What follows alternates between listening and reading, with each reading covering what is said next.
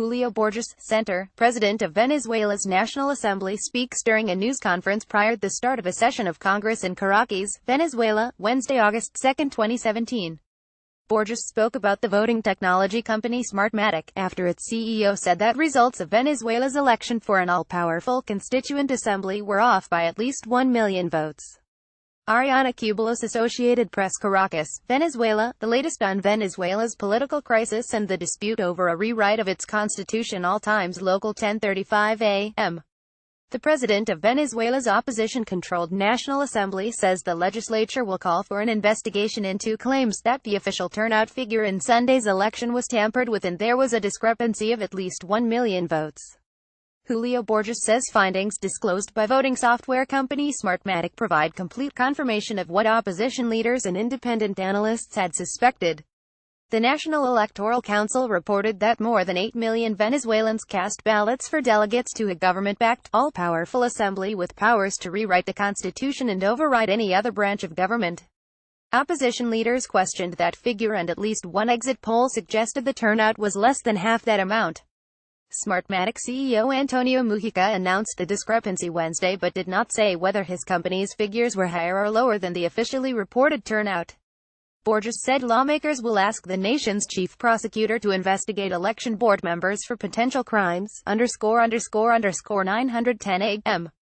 The CEO of the voting technology company Smartmatic says the results of Venezuela's election for an assembly to rewrite the constitution were tampered with. Antonio Mujica told reporters in London on Wednesday that there was a discrepancy of 1 million votes between the turnout figures announced by the government and those recorded by his systems.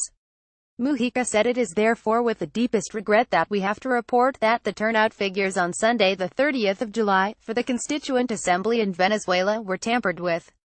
Smartmatic was a company created by Venezuelans that provided electronic voting machines used during the administration of the late President Hugo Chavez. In recent years it has branched out to provide the same services to countries across the world while continuing to provide support for elections in Venezuela. 850 a.m. Britain's Foreign Office is advising against all but essential travel to much of Venezuela amid fears of civil unrest. Travel advice issued Tuesday notes that all dependents of British embassy staff have been withdrawn, and it advises travelers to consider leaving the country by normal commercial means. The Foreign Office says there is risk of disruption to transport links in and out of the country. If the political situation worsens, the British Embassy may be limited in the assistance that it can provide. Britain's Foreign Secretary has also criticized Venezuela's President Nicolas Maduro for his arrest of 2 opposition leaders. Boris Johnson tweeted hundreds have died during protests against Maduro's actions. Political prisoners must be released, rights, freedoms, democracy respected. 830 a.m. U.S. Vice President Mike Pence has urged condemnation of the regime of Venezuelan President Nicolas Maduro for the arrest of 2 top opposition leaders. Pence said Wednesday in Montenegro that the United States will hold Maduro personally responsible for the health and safety of Leopoldo Lopez and Antonio Ledesma. The 2 had been under house arrest but security force officers hustled them off to a military prison before dawn on Tuesday.